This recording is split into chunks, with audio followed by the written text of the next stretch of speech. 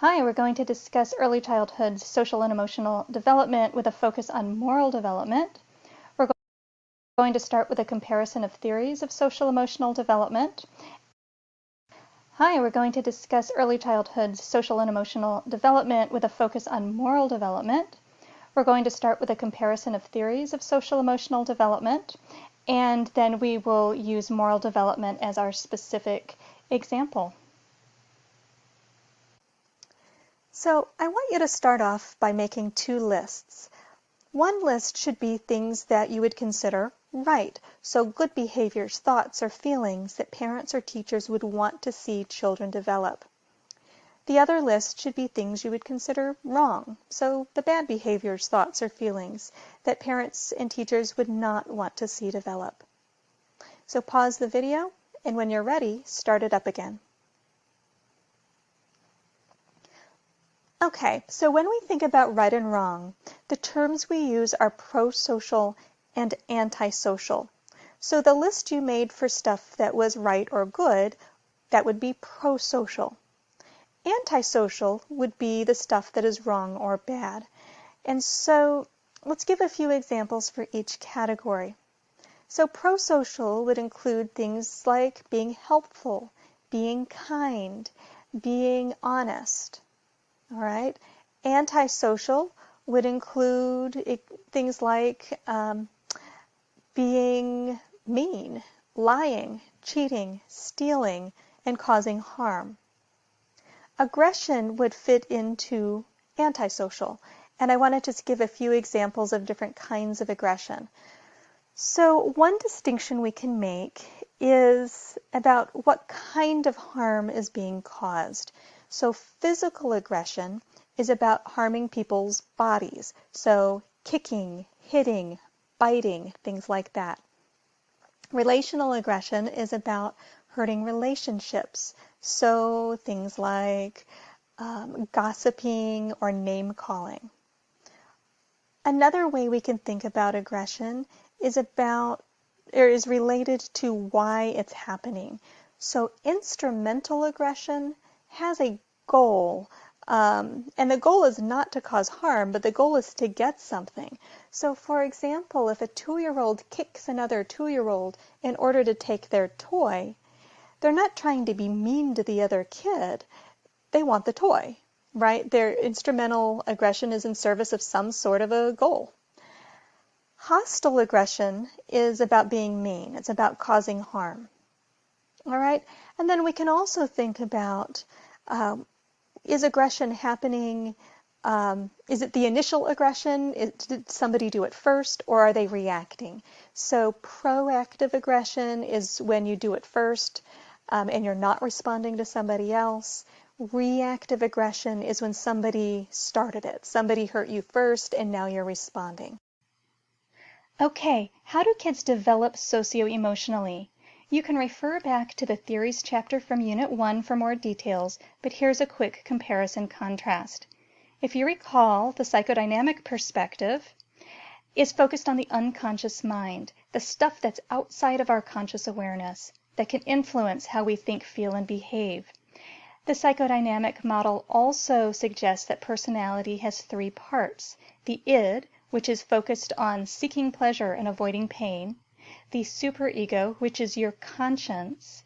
It's based on society's rules, and it influences your thinking and behavior through the emotions of guilt and shame. And then there's the ego that tries to balance out those competing needs, as well as help you exist in the real world. And sometimes it needs to use defense mechanisms to reduce that tension. Freud was very focused on the id and laid out a series of psychosexual stages in early childhood. Erikson was much more focused on the growth of the ego and laid out a series of psychosocial stages that go throughout the lifespan. Now, the social learning perspective does not focus on the unconscious mind at all. It's focused on just basic learning from the environment. Skinner was a behaviorist and used the idea of operant conditioning, rewards and punishments. And Bandura built on that and added modeling and imitation. So the idea that we can learn right and wrong and gender roles and other things through the media, family, and peers. That's the nurture part of nature nurture. The evolutionary perspective or nativism is the nature part of nature nurture. That's the idea that kids are born with a basic moral core, etc. It's pre-wired through evolution, and this core gets built upon by experience. And then the last perspective is the cognitive developmental perspective, which is rooted in Piaget's work, the idea that kids think differently at different ages. And then that manifests in thinking about specific issues like morality or gender. And so the general cognitive skills influence thinking about specific issues, and those cognitive skills are developed through active learning. And again, they do happen in stages according to Piaget. Okay, Kohlberg is a name from moral development that built on Piaget's ideas. So what we're going to do now is go through 3 of these views and expand on them. We're going to start with the cognitive developmental view, and then in the next video we will look at nature versus nurture. The cognitive developmental view is based on responses to scenarios about moral dilemmas. A really famous one is called the Heinz Dilemma, which I'll show you now. And let me just read through it. So a woman was near death from a special kind of cancer. There was one drug that the doctors thought might save her.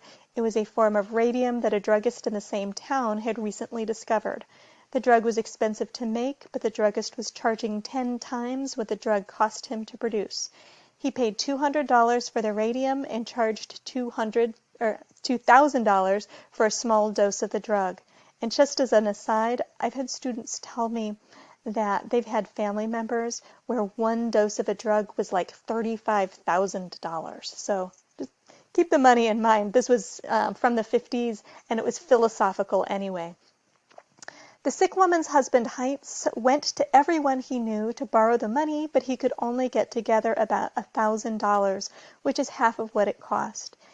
He told the druggist that his wife was dying and asked him to sell it cheaper or let him pay later, but the druggist said, "No, I discovered the drug and I'm going to make money from it." So Heinz got desperate and broke into the man's store to steal the drug for his wife. The question was, should Heinz have broken into the store to steal the drug for his wife? Why or why not? Okay. So what Kohlberg found, and he was studying boys in the 1950s, what he found was a predictable progression.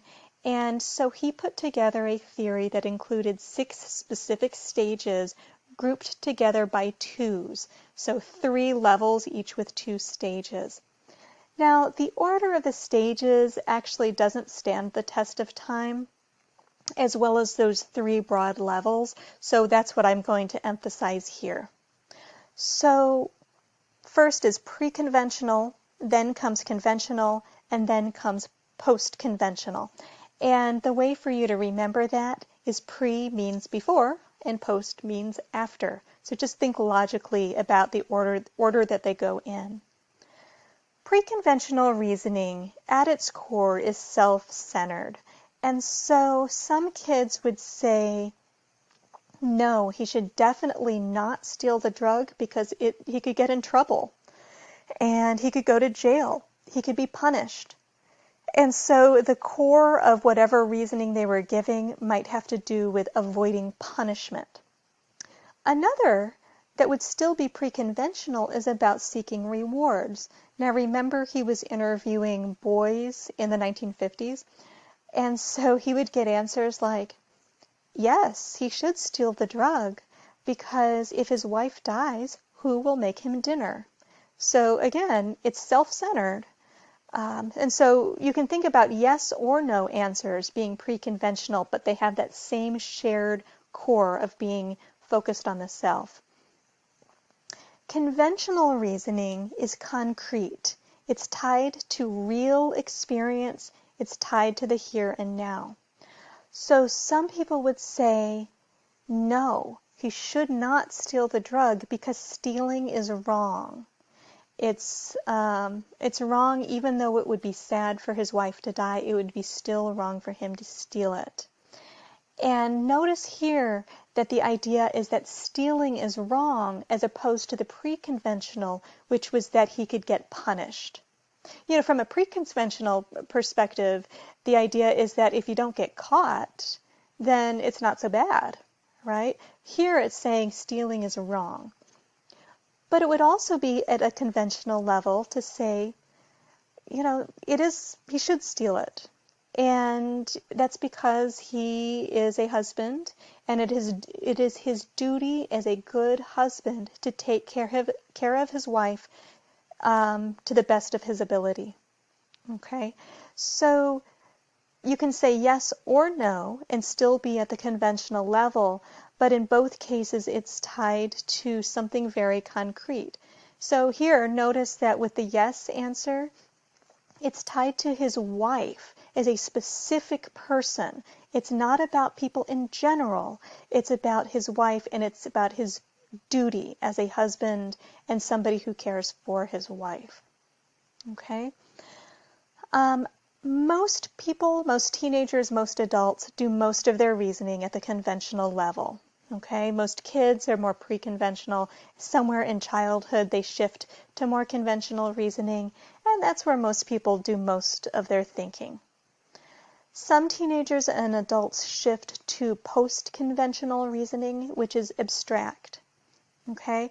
So this is the idea that laws are based on serving the common good, but sometimes they don't work. So sometimes laws actually can cause harm, so there are exceptions, and laws can change over time because people make them, and the goal is good, but if they need to change, they can change. And there's also this idea of universal human rights that transcend the laws that are made by people, okay? And so the idea is that the goal should be to avoid harm, and you find the way that avoids the most harm. And so somebody in the Heinz Dilemma might say, yes, he should steal the drug. He might still get in trouble because it is against the law, so it would be appropriate for him to go to jail, but the bigger issue is that he's saving a life, so it is still the right thing to do. And notice that it's about saving a life, not about saving his wife as an individual person, but about her being a human being, okay? When I think about post-conventional, I often think about people standing up for injustice. So maybe there are laws that are unfair, so they're actually breaking those laws. I think about, Martin Luther King, and people who, in a nonviolent way, stood up to the laws that prevented people of color from doing things as simple as using a public water fountain or sitting in the front of the bus or sitting at a lunch counter, things like that. And there's all the modern equivalents of that. So knowing you could get in trouble, but at the same time knowing that there's something much more important. So his theory has been challenged in various ways over the years. So, for example, his theory is very based in justice and laws, and Carol Gilligan's work was originally grounded in gender, because what they were finding is that when she did work with women, because Kohlberg only studied men, when she did work with women, it was much more common to find answers related to caring. Now, caring and following rules are both conventional. They're both in that middle level.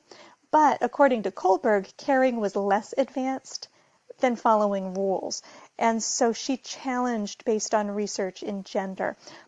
Really what stands the test of time, not so much as gender, but the fact that everybody cares and everybody reasons based on caring sometimes. Another challenge that expands his ideas is that even little kids, preschoolers, can reason morally because they separate moral issues from social issues and personal issues. So moral issues are the ones related to harm. And so even a very young child can tell you that it is wrong to shove a kid off the swings and then take the swings from them because they could get hurt. And it doesn't matter if the teacher says it's okay. It's still wrong to do. So even little kids understand truly moral issues more than Piaget or Kohlberg would have believed. All right.